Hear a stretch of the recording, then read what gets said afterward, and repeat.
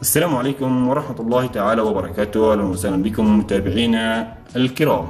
سنتحدث بهذا الفيديو عن جدول مواعيد مباريات منتخبنا الوطني الأولمبي في بطولة كأس آسيا تحت 23 عاما القادمة لموسم 2023-2024.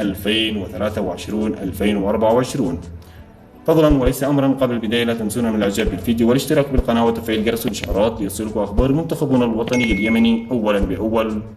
شاركنا رأيك بنتائج المباريات. لا تنسوا الصلاة والسلام على حبيبنا النبي.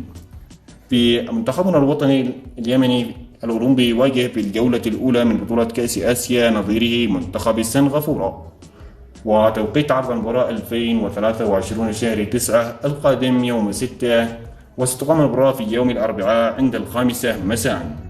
أما في الجولة الثانية المنتخب اليمني يلاقي نظيره المنتخب الفيتنامي، وتوقيت عرض المباراة 2023 شهر 9 يوم 9، وستقام المباراة في يوم السبت عند 5 مساء بتوقيت اليمن.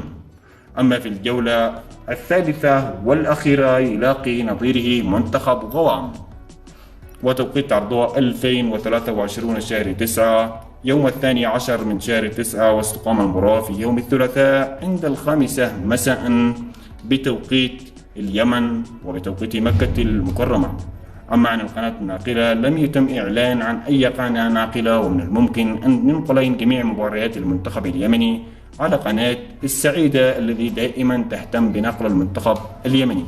وصلنا النهاية، شكرا للمتابعة والسلام عليكم ورحمة الله.